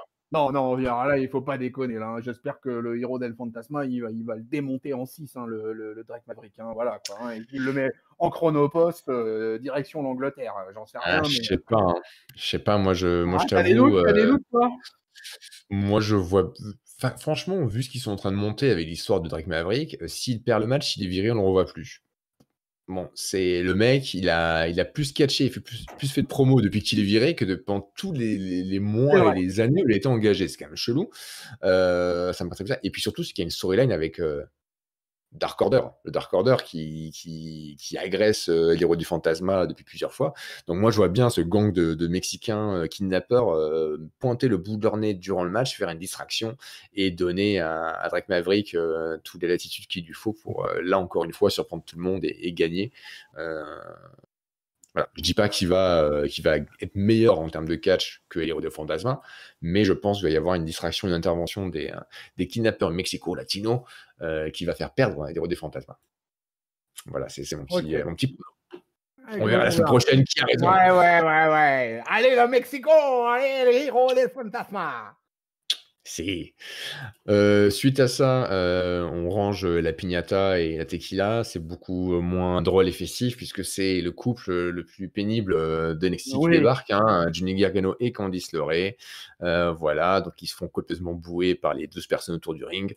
Voilà, donc c'est la première ce soir, Johnny le dit, c'est la première invitation de Gargano. Pour la première fois, il va donner la chance à un petit nouveau, comme vous, là, au bord du ring, de faire ses preuves. Donc voilà, il y a quelqu'un qui arrive ce soir, donc ils ont un petit papier avec le nom de l'heureux vainqueur du soir. Donc Johnny a du mal à lire le nom, c'est Adrian Alanis. Rien à voir avec Morissette qui débarque. Donc j'ai jamais vu moi Adrian Alanis et on va pas avoir beaucoup de temps de le connaître Ah bah non. puisque en 45 secondes, voilà, Johnny Gargano lui offre une poignée de main. Bien sûr, c'est un piège. Et puis, très rapidement, il va y avoir un super kick qui va plier Alanis en deux. Et au sol, Gargano va mettre sa prise de soumission. L'autre va abandonner. Victoire de Johnny Wrestling. Et ils seront interrompus dans leur célébration par une vidéo où on voit Keith Lee et Mia Yim, l'autre couple d'NXT, qui parodie un peu les séquences de dîner des Gargano. Donc voilà, ils se foutent de leur gueule, ils montrent des photos, ils ont des fleurs artificielles comme les Gargano, et puis du coup Mia-Yim essaie de singer aussi l'effet de lumière des Gargano, qui d'un coup se tourne vers la caméra, on passe en noir et blanc avec un bruit bizarre et ils disent des méchancetés, sauf que là elle a une maglite en fait qu'elle met sous son menton. Donc elle va trash-talker Candice LeRae, qui ici lui dit mais qu'est-ce que tu fous là, c'est quoi ce délire en fait, c'était quoi les effets de voix, donc ils sont très dans la parodie, le foutage de gueule des séquences vidéo. Ça j'aime bien ce petit côté très très second degré. Donc Miyagi me dit non vas-y essaie, mais attends mais déjà cette lumière est trop forte, ça m'aveugle, non vas-y, et qui ici se donne à l'exercice en plissant les yeux limite en les fermant. Lui aussi il trash-talk les deux. Il y a Tegan Nox qui débarque en tant que livreuse de pizza. Ok, elle leur laisse une pizza, il ne reste plus qu'une part à l'intérieur parce qu'elle prend la deuxième part qui est restée. Kissy n'est pas content parce qu'il n'aura pas assez à manger ce soir. Et voilà. Ouais. Donc Voilà. on va certainement avoir un match entre les deux couples à TakeOver. Oh bah là, je crois que c'est parti pour ça, hein. On est parti pour un mix match challenge là. Ouais. Je crois que là, on va pas y échapper de toute façon. Par contre, Gargano, Bah, il parle de vouloir prendre la ceinture nord-américaine à Kissy, puisque plus tard, Gargano oui. et Candice LeRae sont interviewés. Très rapidement, ils disent OK, on va les battre, je vais prendre la ceinture nord-américaine. Et Candice LeRae, elle dit tu devrais avoir honte, Tiganox. Voilà. Donc, du coup, ce match, comment ça va se passer quoi? Est-ce que l'équipe vainqueur récupère le US Champion? Enfin, comment ça se passe? Ouais, on sait pas, je sais pas trop. Après, moi, je suis un peu déçu, je t'avoue, parce que Keith Lee, franchement, vu comment il était archi over là depuis plusieurs semaines et tout, Ouais. moi, je trouve que c'est un peu faiblard là, tu vois quoi, la rivalité qui est proposée aux champions nord-américains là. Voilà, moi, j'espérais un peu un peu plus de compétition pour Kisly là. Et bon, que Miaim ait une rivalité avec Candice LeRae et tout ça, ça me va. Que Kisly il ait une rivalité avec Gargano, ça me va aussi, quoi. Mais je sais pas, je trouve que ils ont mis un peu, le pied sur le frein avec Kisly, quoi. Et ça m'ennuie un petit peu, quoi, parce que j'espérais vraiment, tu vois, quoi, que Kisly allait monter encore plus haut là dans le truc. Et finalement, je trouve que ça ralentit tout ça, quoi. Et ça me plaît pas forcément, quoi. Après, moi, j'ai trouvé qu'ici, super drôle dans le segment. Oui, alors par contre, oui. Genre, mais qu'est-ce qui se passe? Enfin, vraiment, en brisant le quatrième mur, genre, c'est quoi ces bruits? Qu'est-ce que tu fous? Enfin, voilà, Non, mais moi, de toute façon, je l'ai déjà dit, hein, Kisly, il a comment ça, il reste quelque part, mais c'est pas assez. Donc voilà, effectivement, je comprends ce que tu dis. Il était sur une trajectoire pour aller vers des sommets. D'ailleurs, on peut même se dire que le titre nord-américain était un peu trop encombrant pour lui, puisque là, il était sur une trajectoire qui pouvait l'amener assez facilement à aller défier Adam Cole pour le titre NXT Pourquoi Championship. pas, ouais. Sauf que bah, du coup, il a l'autre ceinture, donc il faut d'abord qu'il la perde, ou qu'il s'en débarrasse. Donc peut-être que ça va être le. Ouais. Après, voilà, ce gars, il a le total package. Il est bon dans le ring, il est bon en promo, il est bon au micro. Et en plus, il est capable de faire du comedy wrestling comme dans le cadre de ce segment. Donc vraiment, ce gars, c'est vraiment le total package. Et j'espère qu'on va le retrouver dans des trucs un peu plus péchus à l'avenir. Il parle super bien, avec intensité ou avec humour. Il a un bon look, il a du charisme, il est balèze, il est agile. Ouais, il a tout. Ouais. Il a tout. C'est clair. Autre certainement match qui n'est pas encore annoncé maintenant, mais qui a des chances qu'il soit annoncé pour le takeover In Your House, c'est pour les Tag Team Championship, puisque donc on a une vidéo de Imperium qui n'apprécie pas du tout que Oney Lorcan et Danny Burch les singes, puisqu'ils avaient fait leur pause dans le ring. Donc voilà, c'est une disgrâce. C'est Oney Lorcan et Danny Burch pour tous les pays en gros, pour leur pays à eux, pour les pays d'Imperium, pour la terre entière. Oney Lorcan et Danny Burch, c'est vraiment des gros losers. Donc du coup, ils vont leur fermer le claquet parce que pour eux, le ring est sacré. Et plus tard dans l'émission, on va voir Danny Burch et Oney Lorcan, ces gros salopios qui ont le droit d'aller dans un pub. T'as pas fait ça, toi, dans le segment de Oney Lorcan et Danny Burch quand ils se rencontrent dans un pub? Ouais. Ils insultés. Surtout que les deux, ils boivent une pinte d'eau. Oui, alors ça, c'était dingue, ouais. Alors là, plus de la part d'un Anglais, quoi, franchement. Après 2 mois et demi de bar et pub fermés, me montrer 2 mecs dans un pub à la télé, c'est une torture. Et en plus de voir qu'ils prennent de l'eau, merde. Ah ouais, non, mais le crime de lèse-majesté pour un Anglais, moi, je te dis. J'espère qu'ils vont perdre, tu vois? Je suis Oui, d'accord avec Imperium sur ce coup-là, j'espère qu'ils vont se faire ratatiner la tronche. Non, mais Donc voilà, Burch, il va être banni du Royaume-Uni, quoi. je pense qu'ils vont lui révoquer sa citoyenneté déjà, Ah ouais, je direct. crois, ouais. Premier Ouais. truc. Voilà. Déchéance de Paris, la reine a annoncé qu'en plus de faire un Brexit, et bien du coup, et bien aussi, le Danny Burch sort de UK, voilà. C'est pas possible, quoi. Il est viré. Donc voilà, dans tous les cas, au New York, Danny Burch nous font un peu nous retrace leur carrière très brièvement. Ils disent que là, ça y est, ils sont repartis comme en l'an 40, une grosse tag team, et ils ont qu'une hâte, c'est de récupérer les titres près d'Imperium. Donc du coup, voilà un match certainement qui sera annoncé la semaine prochaine ou sur les réseaux sociaux et les internets. Imperium contre Danny Burch, cette affiche t'intéresse, te fait saliver ou Ouais, pourquoi pas, ouais. Moi, j'aime bien Imperium et Lorcan et Burch, depuis le début qu'ils sont ensemble à NXT, ils ont livré plein de bons matchs. Donc je pense qu'on va avoir un match de très bonne qualité entre ces quatre-là. Qu'ils ont quasiment toujours perdu quand c'était pour le titre, de toute manière. Ils n'ont pas quasiment, ils ont toujours perdu. Voilà, ils n'ont jamais réussi, que ce soit contre les Undisputed Era, contre les War Raiders, contre les Street Profits, Revival, Revival, etc. Ils ont toujours perdu le titre. Ouais. Ils n'ont jamais gagné le titre, en tout cas. Et je pense que ça ne va pas déroger à la tradition. Voilà. Et ce sera bien fait pour eux, à force de boire de l'eau dans les pubs. Ah voilà, non, mais là, ça sera mérité. Ouais. Ah, complètement. Là. Sans pitié. Franchement, c'est une honte. Une honte. Suite à ça, on a la division féminine qui nous fait des belles démonstrations dans le ring avec un premier match de 9 minutes entre Raquel Gonzalez et Shotzi Blackheart. Shotzi Blackheart, qui la semaine dernière avait un package vidéo qui était assez drôle, de monter sur un tank beaucoup plus gros que celui qu'elle prend pour venir jusqu'au ring, parce que c'était un vrai tank, un tank qui avait l'air d'être vrai en tous les cas. Voilà, Shotzi Blackheart nous expliquait que c'est son père qui l'avait fait découvrir le punk, puis après le catch, et qu'en fait elle était comme un tank, elle n'a rien à foutre de qui que ce soit, voilà. Parce qu'un tank, elle nous l'apprend, on n'en a rien à foutre de qui que ce soit. Donc elle a un petit segment vidéo la semaine dernière qui était plutôt drôle sur Shotzi Blackheart, et ce soir elle a maille à partir avec le tank de la division féminine à NXT, Raquel Gonzalez, qui bien sûr flanquait Dakota Kai. Donc rapidement il y a une intervention, distraction, puisque Dakota Kai monte dans le tank, le mini-tank de Shotzi Blackheart, elle commence à le démonter. Megan Knox débarque pour envoyer Dakota Kai aux côtés du ring. Le match se poursuit et une autre intervention, overbooking quand tu nous tiens, c'est Candice LeRae qui débarque, qui a maille à partir avec Tegan Knox, puisque Candice LeRae n'a pas apprécié que Tegan Knox visiblement vienne livrer des pizzas à Mia Yim et Keith Lee. C'est du haut level de rivalité là. Là on est dans du lourd. Tu vas amener des pizzas à mes adversaires, je viens de te péter la gueule. Et donc tout ça fait la distraction qui permet à la heel Raquel Gonzalez de finir un Shotzi Blackheart avec un gros choc slam au milieu du ring. Donc victoire de la heel dans ce match. Voilà, donc ça on a pensé. Moi je trouve que c'est plutôt pas mal de donner une victoire à Raquel Gonzalez, de continuer à la builder un peu forte. Oui, c'est bien pour elle, et puis elle a un physique, elle, quand même, quoi. Elle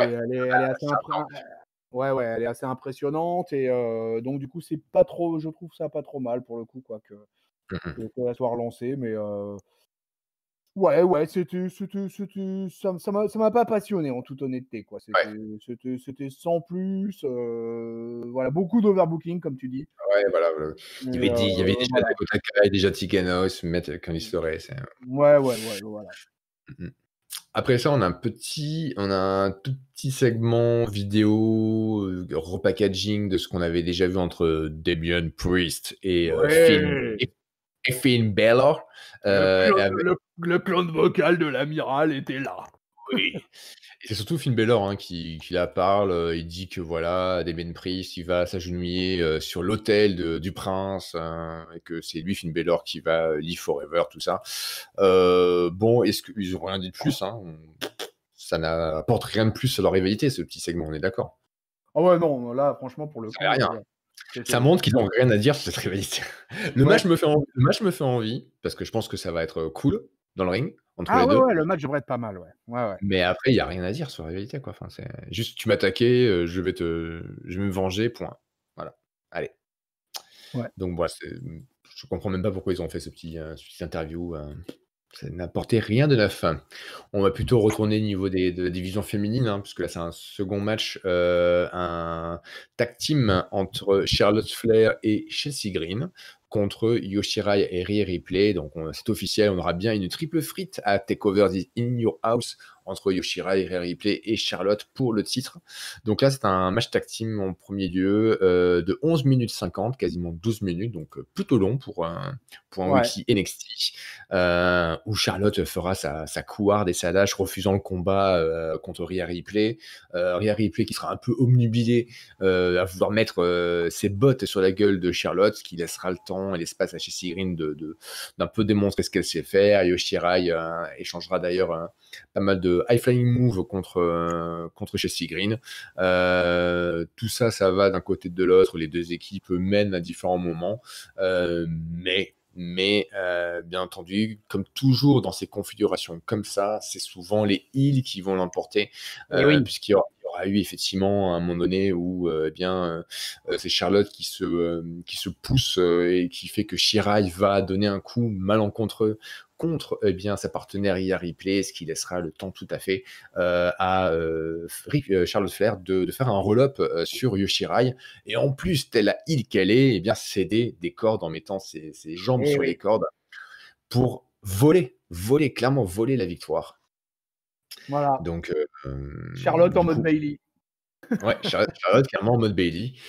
Et d'ailleurs, suite à ce match, il y a un petit segment, qui était seulement sur la chaîne YouTube de la WWE, mais ils sont interviewés bien Chelsea Green et son manager, qui sont contents, hein, de la victoire, et lui, le manager dit: «Voilà, bah, après cette victoire, Chelsea Green n'a jamais été aussi hot, que maintenant», et elle lui dit: «Tout à fait, et c'est exactement pour ça que tu es viré».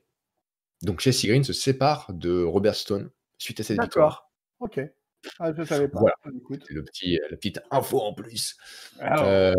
Qu'est-ce que tu as pensé de ce tag team match, bah, c'était Simon? pas mal. J'ai plutôt bien aimé ce tag team féminin là, c'était plutôt sympa quoi et puis, bah, voilà avec une Charlotte, bien dans son rôle et puis effectivement qui termine par une belle saloperie et Mmh. voilà, Charlotte est partout, hein, de toute façon, Raw, SmackDown, NXT, voilà, elle est partout, bientôt, c'est assez incroyable mais du coup ce match était bien. J'étais content de revoir un peu Ripley dans le ring. Io Shirai est toujours aussi extraordinaire dans le ring quoi. Enfin je l'ai trouvé incroyable. Elle nous a encore sorti des moves complètement fous quoi et Mmh mh. vraiment, vraiment, vraiment cette japonaise, c'est vraiment que du Ouais. bonheur. Il me tarde de la voir, peut-être championne NXT, mais j'avoue qu'il me tarde de la voir dans le main roster parce que vraiment Ah, j'aimerais vraiment l'avoir, gagné, à TakeOver là, ouais, ouais, ouais, moi aussi, ouais. Ah ouais, en ouais, moi plus, je aussi, ouais, trouve vraiment, son nouveau ring gear est vraiment, fabuleux là. Ce qu'elle portait ce soir, c'était vraiment, vraiment cool, un petit côté ouais, ouais. X-Men que j'aime bien. J'aime moins son Titantron, marqué Lost in the Sky. J'aimais bien juste son nom en japonais, avec les flashs, je trouvais ça plus efficace, mais bon, on peut pas tout avoir Ouais, non ouais. plus. Mais Ouais, bon, vraiment, cette fille, c'est un diamant brut, quoi. Io mmh, Shirai, c'est un diamant brut. quel beau compliment, quel beau compliment. Oh. Eh eh ben, écoute, il est temps de négocier maintenant, mon cher tonton. Oui, ah oui, négociation. Alors, Voilà, négociation entre Adam Cole et William Regal, par Zoom, hein, évidemment. Eux aussi, ils sont en télétravail. Alors, on a annoncé ce segment de négociation. Moi, je sais pas ce qu'il y a à négocier, hein, je comprenais pas trop le principe, et apparemment William Regal non plus ne savait pas ce que c'est Adam Cole qui voulait faire des négociations.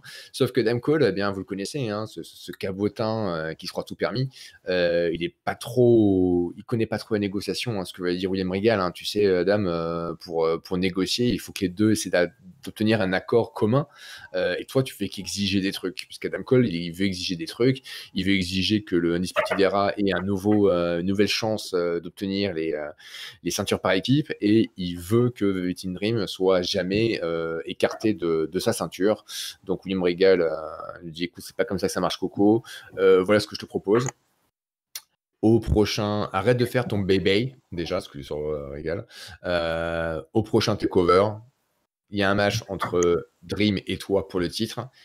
Et si Dream perd, je concède à ta condition. Si Dream perd, il ne pourra jamais plus se battre pour la ceinture tant que c'est toi qui as la ceinture. Et Adam Cole, accepte. Et Regal rajoute que l'autre condition aussi, c'est que pour ce match-là, William Regal va chercher l'endroit parfait, pour que les spotlights, que la lumière d'Adam Cole et de Velveteen Dream, puissent briller, à leur paroxysme. Donc voilà, c'est annoncé pour le prochain takeover. Rematch Adam Cole contre Velveteen Dream, mais dans un endroit qui ne sera pas le Performance Center. eh ouais. Quelle est ton intuition sur ce sujet, Oh là mon cher là, Tom? alors là, je t'avoue que j'en ai pas tellement. Je sais pas trop quel est le genre d'endroit dans lequel Dream et Cole peuvent se retrouver. Donc là, pour le coup, bah, c'est bien parce que ça, comme ça me laissera une surprise, ça va me laisser le temps d'y réfléchir un peu et on aura peut-être quelques pistes d'ici là encore. Et Donc ça rappelle un peu le match, entre, Gargano et Ciampa, hein, que Triple H avait organisé. Il avait trouvé un endroit particulier. On est un peu sur le même délire là. ouais, ouais, un peu, ouais. Mais, du coup, va forcément, ça va être un truc différent. Ils vont jouer peut-être sur le côté, plus, show, le côté, spectacle de Velveteen Dream. Ouais, c'est Peut-être possible, un ouais. Effectivement, ouais, il peut-être y aura peut-être une bataille d'ego, une bataille de pause, j'en sais rien, mais, et peut-être pour le coup, ça sera peut-être, plutôt à l'avantage du Velveteen Dream là, je pense. ouais, ouais, ouais, il y a des Et chances. ça je subodore que ça sent bon pour le Dream, cette affaire. Mais bon, Tu on penses? verra. Moi, j'ai du mal à y Ah! croire. J'arrive pas à Ah voir ouais? Velveteen Dream, ouais, autant il y a, avant sa blessure, oui, mais là, je sais pas. Oui, c'est vrai qu'il il a baissé en intensité depuis sa blessure. Ouais, je trouve, hein. Mais bon, il reste quand même vachement over à NXT et apparemment il est hyper apprécié en coulisses et tout. Peut-être voilà, il a gardé la confiance des officiels. Donc écoute, Ouais, moi ouais. je le sens bien. Adam Cole, ça fait bien longtemps qu'il a le titre maintenant. Il est peut-être temps de passer à autre chose. Peut-être que Adam Cole, de ce que j'ai ouï dire, il est en fin de contrat. Ouais. Donc on n'est pas, et quand on sait que Adam Cole il a quand même sa femme qui est à la IW et qu'il est hyper pote avec les Young Bucks, peut-être qu'Adam Cole il fait traîner un peu en longueur les vraies négociations pour le coup avec la WWE. Donc écoute, c'est pour ça qu'on est peut-être en droit à s'attendre à une surprise. Ok, moi je sais pas, j'ai l'impression qu'ils ont tellement de trucs qui marchent avec Etienne Disputidera que je le verrais mal ne pas essayer d'aller en main roster avec ses Lascar et essayer d'obtenir une place au soleil dans le Major Company, quoi, que ce soit du côté de Raw SmackDown. Ouais, écoute, on va voir ça. C'est vrai qu'on sait jamais les négociations, hein. On sait jamais comment ça peut tourner. On a déjà été surpris par le passé, donc on peut être surpris. Tout comme Tommaso Ciampa, hein, qui est surpris de voir Scarlett Bordeaux le suivre, puisque Tommaso Ciampa a un match contre Leon Ruff, hein, qui est Ouais. un mec de Evolve qui de temps en temps vient jobber du côté des NXT, qui a d'ailleurs, Leon Ruff était une victime de Karen Cross, la première, je crois. Et donc, Tommaso Ciampa qui, en moins d'une minute, 1 minute 10, pardon, se débarrasse de Leon Ruff, et donc il a été suivi lors de son arrivée par Scarlett, qui reste aux abords du ring à observer très attentivement ce que fait Tommaso Ciampa. À la fin du match, bien sûr, il est toujours interloqué par sa présence. Elle s'en va, elle repart en coulisses, mais avant qu'elle ait quitté complètement le Performance Center, et bien du coup, on voit sur l'écran Karrion Kross qui se filme très près, en gros plan, très gros, et qui dira à Ciampa, et bien du coup que oui, Ciampa il a raison, il est spécial. Mais aussi à TakeOver, ça va être quelque chose de spécial, puisque le 7 juin, Karrion Kross va faire ressentir à Ciampa quelque chose qu'il n'a jamais ressenti dans sa vie. TikTok. Et ouais, Donc, ça va chier pour Ciampa. ça va chier pour Ciampa. Donc là aussi, hein, rien de grandement neuf dans cette rivalité. Non. D'ailleurs, est-ce que c'était nécessaire ces Ouais, 2 minutes? ça se vend tout seul cette affaire-là. Donc, Voilà, c'est ça. Il y a je pense que pas... je pense que ouais, vraiment ça se vend tout seul, quoi. Voilà, le Ciampa Cross là, je pense que ça va exciter les papilles de beaucoup de gens et je pense que ça devrait être sanglant cette affaire.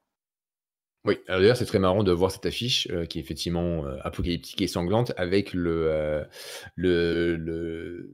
lettrage et le style graphique de Takeover in Your House qui est très bleu et rose pastel, très rond, très enfantin. Et tu vois la gueule de Ciampa et Karrion Kross derrière, ça fait bizarre, quoi. Ouais, c'est vrai, ouais. C'était peut-être pas le meilleur pay-per-view pour les deux, parce que généralement NXT c'est toujours très edgy, assez métal, assez sombre, assez brutal, et ça va très bien à ces deux-là, comme pour Finn Balor et Damian Priest. Mais là, avec effectivement le truc qui fait ambiance plage et Teletubbies, tu fais, il y a un mélange des genres un peu bizarre là. Mais c'est pas grave, ce n'est qu'un détail. Gros main event cette semaine à NXT, un peu plus de 14 minutes pour ce Fight Pit match, le premier Fight Pit match. Donc c'est entre Matt Riddle et Timothy Thatcher. Donc c'est un match, c'est quoi un Fight Pit match? C'est un match en cage, sauf que c'est une cage où il n'y a pas les cordes du ring. Donc, il y a juste l'espace du ring et les parois de métal, hein, en grille comme d'une Hell in a Cell. Donc, il n'y a pas ces cordes-là, il n'y a pas d'espace entre les grilles de métal et le ring, c'est vraiment collé, comme une cage. Il y a à peu près à 2,50 m une espèce de plateforme. C'est-à-dire que tout autour de la cage, eh bien, il y a une plateforme sur laquelle les catcheurs peuvent monter et peuvent marcher. C'est une plateforme qui doit faire 1,50 m de large, donc ils peuvent marcher tout le tour de la cage. Donc c'est un peu inédit comme configuration.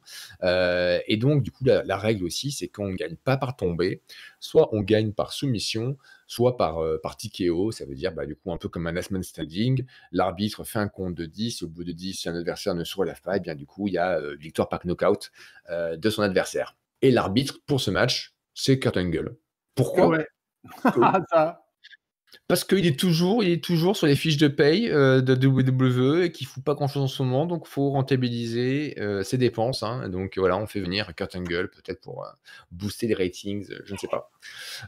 Donc voilà, donc gros match entre les deux. D'ailleurs, on va avoir pas mal un petit parfum de mix wrestling, mix martial arts, hein, puisque c'est un peu l'apanage de Matt Riddle, qui est un ancien combattant MMA, qui d'ailleurs avait fait sur les scènes d'Indie un événement qui s'appelait Bloodsport, je crois Matt Riddle Bloodsport, où déjà il faisait des matchs qui étaient qui voulaient aller un peu plus vers le mix martial arts que le catch traditionnel.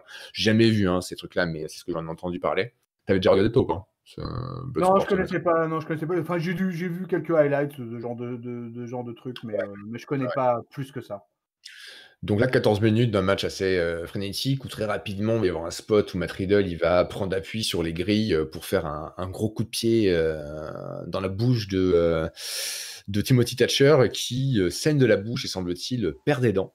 Donc, comme c'est monté et filmé pas en live, est-ce que c'est un montage ou pas? Je sais pas. D'après toi, tu votes qu'il a vraiment perdu des dents ou... Bah, je sais pas, écoute, pareil, hein, je suis resté un peu comme l'histoire de la blessure dans le Dynamite de Mark Kane. J'ai quand même longuement hésité. Est-ce que ce truc-là, c'était véritablement un work ou est-ce que c'est un accident, on va dire, et il perd quand même 2 dents dans l'affaire, il saigne vraiment beaucoup, et on sent que là, c'est pas du blade job, quoi, qu'il saigne vraiment.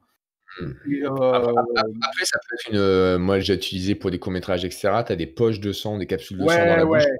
Tu la pètes et ça fait et la salive, ça fait un truc vraiment qui marche bien, quoi. Puisqu'en fait, il va être inspecté par les docteurs qui sont de l'autre côté de la cage, mais du coup, il va coller son faciès à la grille et ils vont l'observer avec une lampe torche et ça va être filmé de très près. Et je sais pas, du coup, je pense, en plus, comme là, c'est des émissions qui sont enregistrées, ils peuvent faire du montage comme ils veulent. Je pense que c'est pas une vraie blessure. Parce que pour faire péter dedans quelqu'un, quand même, faut vraiment y aller, quoi. Ouais, non, mais je suis assez d'accord avec toi sur l'histoire de la poche de sang et tout ça. J'y ai pensé aussi de toute façon, donc effectivement, c'est largement possible cette affaire. Ouais. Donc ça continue, malgré cette blessure, Timothy Thatcher il reste dans le match. Vers la fin, donc ils sont bien sûr sur cette plateforme dont on vous a parlé à 53 mètres du ring. Et il y a Thatcher qui essaie de faire un butterfly suplex depuis le haut sur Matt Riddle, mais c'est Matt Riddle qui va réussir à faire son record knee dans la gueule de Thatcher qui va venir s'écraser dans le ring. Matt Riddle qui fait un gros floating bro depuis donc cette plateforme. Énorme. Mais ouais, assez cool, bien exécuté. Et au final, eh bien, Thatcher va lui faire une prise de soumission, une sorte de clutch, une sorte de coquina clutch ou un truc comme ça. Donc une prise de soumission où il détrangle Matt Riddle en étendant son dos. Matt Riddle fait tout pour essayer de s'en débattre, de s'en dépatouiller. Il le tape dans les coins de la cage. À un moment donné, il réussit à se libérer de la prise de soumission, mais Thatcher va de suite le remettre dedans. Et à un moment donné, donc Kurt Angle, l'arbitre qui va surveiller ça de très près, va voir le moment où Matt Riddle va sombrer dans l'inconscience. Il va lever son bras 1 fois, 2 fois, 3 fois. Matt Riddle ne répond plus. Il est knock-out et donc du coup, il fait sonner la cloche. Victoire de Timothy Thatcher pour ce premier Fight Pit match. Qu'est-ce que tu en as pensé, toi qui es fan de sport de combat? Est-ce que ce mélange des genres a été plutôt réussi? Moi j'ai trouvé que c'était très réussi. J'ai trouvé que c'était un très bon match, quoi. Donc j'ai vraiment beaucoup aimé. Vraiment, là, on était presque dans du réel par moment. C'était vraiment très, très stiff. Beaucoup de gros moves, même du Grand and Pound. Vraiment, j'étais même étonné de l'intensité des Grand and Pound de la part de Riddle. Et un match qui m'a même surpris, en fait, par moment, quoi. À quel point les mecs se sont envoyés, quoi. Rarement j'ai vu un match de catch à ce point-là et j'ai trouvé très bien l'utilisation de souvent le style cage match. Des fois, je suis un petit peu déçu. C'est une stipulation qui parfois me plaît pas beaucoup. Et là, pour le coup, moi, j'ai trouvé que les gars avaient super bien utilisé le truc. J'ai trouvé super cette cage avec la plateforme. Ça permet de faire plein de bons spots. Et j'ai beaucoup aimé ce match, mais vraiment beaucoup, quoi. Donc vraiment, voilà, victoire de Thatcher. Voilà, ça veut nous Matt Riddle, direction le main roster. Oui, c'est ce qui murmure. C'est ce qui murmure. Oh oui, là, c'est même plus qu'un murmure. Là, c'est carrément. On aura peut-être notre match Riddle contre Goldberg, qui sait. L'avenir nous le dira. En attendant, du coup, le mot de la fin, mon cher Tonton Chris, qui a gagné cette semaine pour toi? Eh ben justement, là, je suis dans l'embarras parce que justement, ce main event à NXT m'a tellement emballé que je suis dans l'embarras là. Qui donner je crois que ouais, je vais me permettre une réponse de Normand cette semaine. Et je vais donner un match nul cette semaine. Parce que j'ai aimé les deux shows et que j'ai du mal par exemple à NXT, j'ai beaucoup aimé le tag team féminin avec Charlotte Flair et Io Shirai et Rhea Ripley. Le triple threat d'opener était de bonne qualité. Mais de l'autre côté, à la All Elite Wrestling, il y a eu des bonnes choses, même si j'ai un peu déçu par par la victoire de Jungle Boy dans la Battle Royale, mais la Battle Royale était plutôt sympa au final. La présence de Mike Tyson m'a ravi, et voilà. Et bah ouais, allez, vas-y, finalement, c'est notre baston du mercredi à nous, et bah moi, du coup, bah, je vais donner un match nul cette semaine. Ok, match nul pour toi, très bien. Bah écoute, on aurait à filmer, parce que moi j'ai écrit ma victoire ou mon choix, et c'était aussi un match nul en fait. C'est vrai? Et ouais, et ouais, ouais, Incroyable. parce que On vous jure, peuple de catch-up, qu'on se concerte pas avant. on garde ça secret jusqu'au moment où on se révèle en direct. Ouais, match nul, bah pareil, il y avait des trucs qui étaient bons, il y avait des bonnes storylines qui repartent du côté de Dynamite, et la présentation un peu des retombées de Bound of Thing, donc des choses un peu intéressantes, et l'arrivée des FTR avec Mike Tyson, Brian Cage qui commence à faire sa place, et du côté d'NXT, effectivement aussi un bon main event, un bon tag team match entre les filles. Donc ouais, match nul cette semaine. Ça faisait plaisir, tu vois, de voir deux bons shows, là, pour le coup. Là, tu vois, parce que nous deux, on se tape les 4 heures les 4 heures de NXT, de AEW, donc ça fait plaisir que quand tu t'enchaînes les deux shows comme ça fait plaisir d'avoir deux shows de qualité, quoi.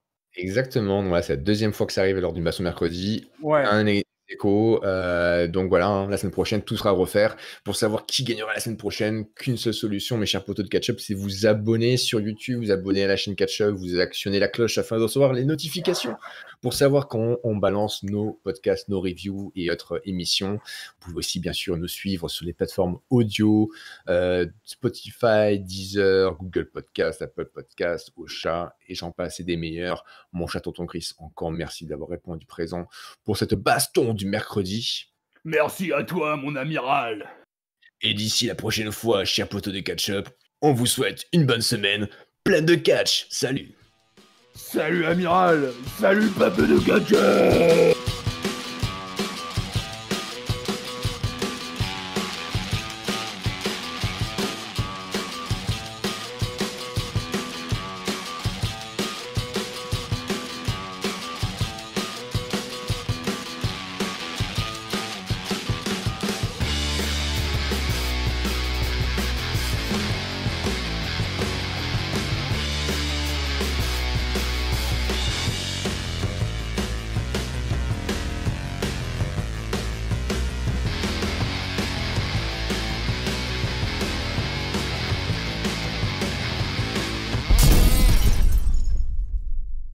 Tu l'aurais mangé, toi, la pizza qu'a amené Tegan Nox à Oh, Kissi grave. et Yaïm? Ouais. À part s'il y a l'ananas dessus. Pizza d'ananas, non. Mais sinon, je la mange.